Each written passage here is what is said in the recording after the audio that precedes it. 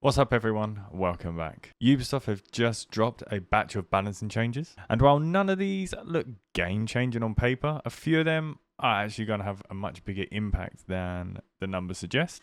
Let's run through every buff, what's changed, and whether I think it actually matters. We'll start with Hibana. Her pellets now detonate in 3.8 seconds instead of 4 seconds. Now the 0.2 seconds doesn't sound like much, but if you ever opened a wall and you've been forced to just stand there waiting while someone swings you, you'll know every fraction of a second counts. This means you'll be able to fire the pellet, trigger them, and get back to cover slightly faster. Is it a massive buff? No. Is it a nice quality of life improvement? Absolutely. Especially for players opening reinforced walls under pressure. Next up is Maverick. His breaching torch fuel has been increased from 144 to 160 per canister, giving him 320 fuel instead of 288. Basically, Ubisoft wants Maverick players to have a little more room for error. If you've ever accidentally overcut a wall or wasted fuel making murder holes, this gives you a little bit more flexibility. It doesn't suddenly make Maverick overpowered, it just makes him a bit less punishing to play. I actually like this change because good Maverick players won't notice much, but newer players definitely will.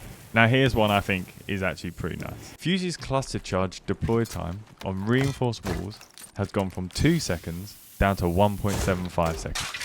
Again, only a quarter of a second, but when you're standing in front of a reinforced wall, completely exposed, that quarter of a second feels like forever. This should make Fuze's execute much more reliable, especially when defenders are trying to swing you mid-animation. It's not enough to suddenly make everyone pick Fuze, but it's definitely another step in making him feel smooth. Tub has also received a buff. His canister radius is increased from 3 meters to 3.2 meters. Another tiny number. But remember, areas of effect buffs are often stronger than they look. That extra cover means freezing walls, denying plants, blocking gadget becomes just a little easier. You'll have to be slightly less precise with your placements. Not huge, but definitely useful. Now, this is probably my favorite change. Oryx's dash recharge time has gone from 8 seconds all the way down to 5 seconds. This is a massive reduction. You'll be rotating more often, escaping quicker, repositioning constantly, and generally being even more annoying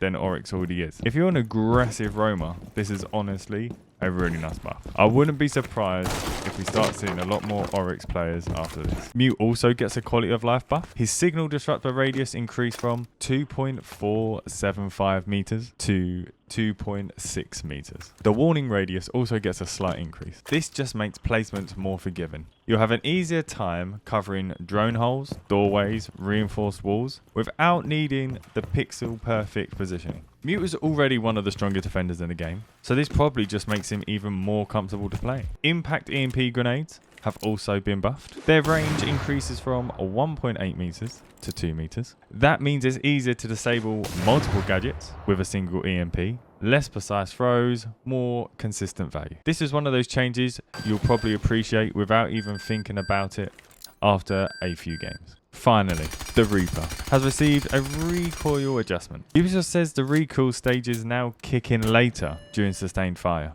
Translation: the weapon should feel smoother and easier to control on both mouse and keyboard and controller. This isn't a damage buff, it isn't a fire rate buff, it's simply making the gun feel more consistent. We'll obviously need to test it in game to see how noticeable it actually is. Overall, these aren't flashy balance changes. Ubisoft has mostly focused on making operators feel smoother and less frustrating to play, rather than completely changing the meta. If I had to rank the biggest winners, I'd probably go number 1 Oryx, number 2 Maverick, and number 3 Fuze. The rest are solid quality of life improvements that should make those operators feel just a bit better every round. But let me know what you think.